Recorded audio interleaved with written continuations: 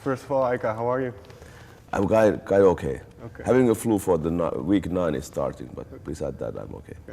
First, before we talk about the record, I want to start with something else. How good of a drummer are you? I'm a drummer that can deliver the trumpet for certain type of music, but you know, I'm not the guy to make a biggest drum solo. Because I believe you play in a band with your wife. Yeah, Sherry and the Vipers. Yeah. So, what does this project do for you creatively?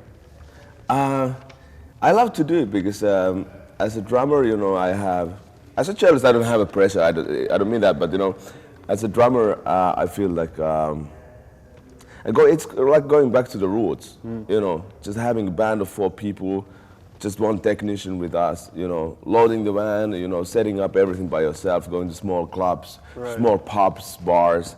You know, set up in the corner of the bar and you know have a kick-ass night. So for me, it's a great way to spend time with my wife, you know, and with friends.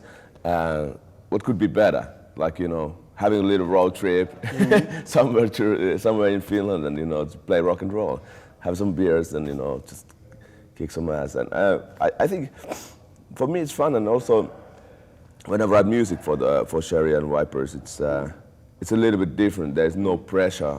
You know, sometimes with Apocalyptica, it's like you need to reach a certain kind of level with all the music you write for the band, and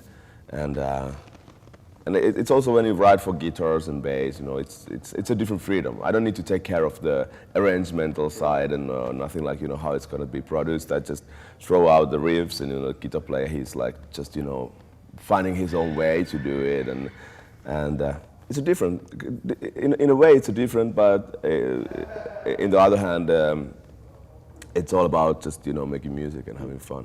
And do you notice then, because you say it's different than composing for the cello, so does it influence the way you write music then for Apocalyptica afterwards, or is it just completely separate? It actually influences, because I do a lot of writing with the guitar or piano in general, also for Apocalyptica. But you know, for Apocalyptica, it's usually a bit more metal. And then Sherry and the Vipers, the guitar player, he's not really metal guy, he's old school. He's like a reborn Jimi Hendrix type of guy. So I try to write not so dark and you know, not so metal for stuff. So I think all kind of things like doing the Wagner Reloaded, for example, writing music for this massive dance project was also a totally different type of composing thing. Even it was performed by Apocalyptica, but the music was composed to the piece, actual piece. So of course it affects, you know, you find always new things and you know new ideas when you change the approach to write music. And you mentioned Wagner Reloaded. After, well, even before Wagner, after Seventh Symphony, you as a band decided to take some time off. Yeah. So, well, one of the things that you did in that time was Wagner Reloaded. But what did this year off do for you musically? Was it something that you really needed yourself as well?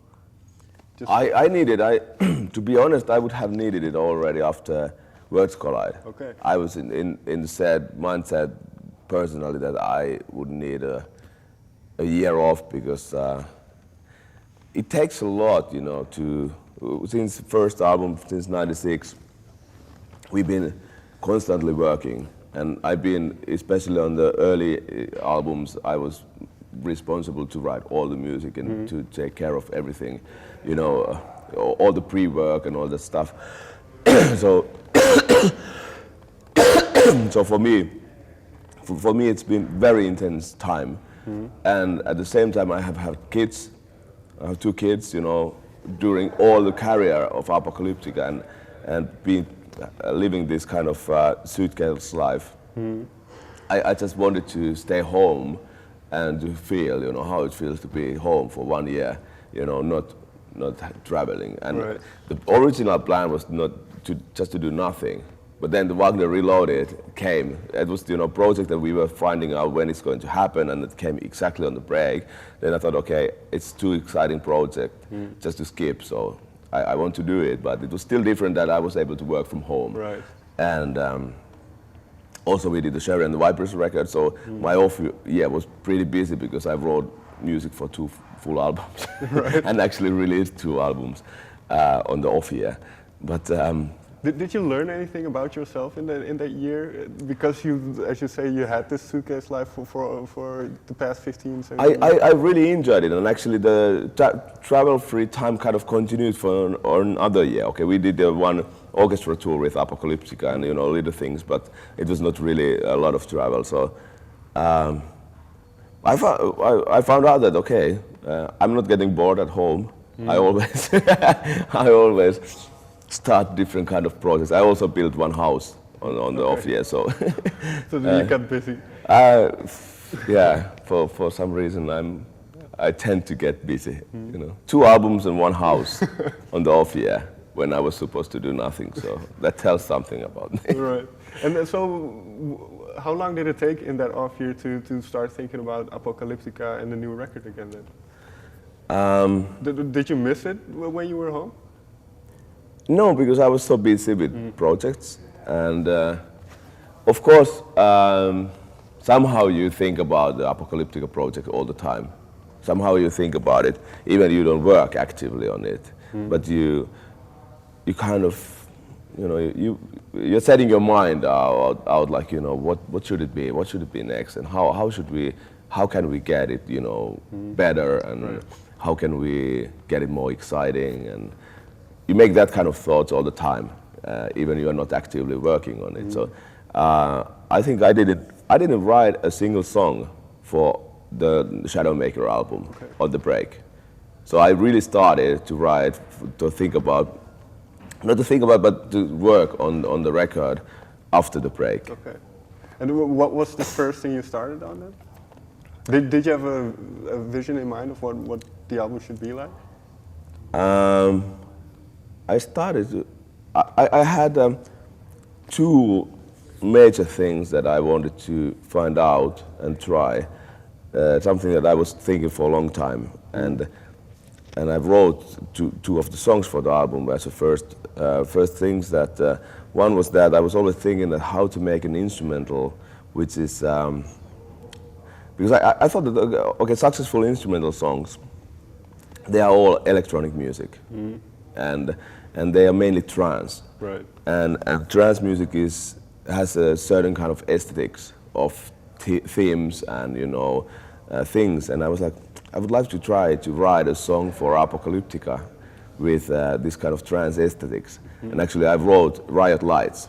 It was one of first or second song I wrote for this record, and it's kind of trance-driven, kind of combo. It's actually a pretty exciting song because I never heard anything like that. That it's a combination of electronic music, classical music, heavy metal, and it's a strange hybrid. and another thing was that what I